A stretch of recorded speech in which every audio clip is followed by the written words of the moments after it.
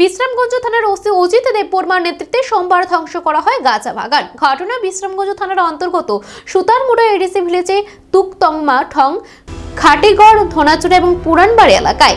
এই সমস্ত এলাকাগুলোতে প্রচুর পরিমাণ গাঁজা লাগিয়েছে চাষিরা। সোমবার সকালে বিশ্রামগঞ্জ থানার পুলিশ টিএসআর প্রথম ব্যাটালিয়ন, একাদশ ব্যাটালিয়ন এবং মহিলা পুলিশ নিয়ে গাঁজা বাগান ধ্বংস অভিযান শুরু হয়। সংবাদ মাধ্যমের মুখোমুখি হয়ে বিশ্রামগঞ্জ থানার ওসি অজিত দেববর্মা বলেন, আজকের এই অভিযানে প্রায় 4 লক্ষ পরিণত গাঁজা গাছ ধ্বংস করা হয়েছে, যার বাজার মূল্য 15 থেকে 20 কোটি টাকা হবে। বন দপ্তরের 15টি প্লটে ধ্বংস করা হয়েছে 4 লক্ষ গাঁজা গাছ।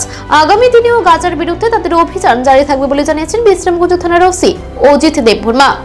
কোথায় গাঁজা ধ্বংস করেছেন আজকে আমরা সিক্রেট ইনফরমেশনের ভিত্তিতে বিশ্রামগঞ্জ থানাধীন আমরা বিশ্রামগঞ্জ থানার অফিসার পুলিশ সহকারে টিএসআর ফার্স্ট ব্যাটালিয়ন 11 ব্যাটালিয়নের জয়েন্টলিভাবে আমরা গাঁজা ডিস্ট্রাকশন করছি, মেগা ডিস্ট্রাকশন। এখানে আনুমানিক আমরা 4 লক্ষ গাঁজা ধ্বংস করেছি। এর বাজার অনুমান হবে এখানে 20 কোটি টাকার। স্যার, এই জায়গাটার নাম কি? জায়গাটার নাম হচ্ছে তক্তমাদুম, এরপর হচ্ছে এখানে কিছু পাগলি, এরপরে হচ্ছে তার হচ্ছে গাটিগড়। এই এলাকাতে আমরা এর জন্য এরিয়াতে আমরা গাঁজা ধ্বংস করেছি। স্যার, প্রতিবারই গাঁজা ধ্বংস হয়, এরপরও গাঁজা চাষিরা গাঁজা চাষ থেকে বিরত থাকছে না, তাদের উদ্দেশ্যে কি বার্তা থাকবে? আমি সবার এখানে গাঁজা চাষিদের উদ্দেশ্যে থাকবো, তারা এখানে গাঁজার পরিবর্তে তারা ফল চাষ, অন্যান্য সবজি জাতীয় যাতে এখানে অর্থকরী ফসল যাতে এখানে চাষ করা হয়, যাতে কালটিভেট করা হয় এখানে, কারণ এগুলি কিন্তু ইলিগেল অ্যাক্টিভিটিসের মধ্যে পড়ে।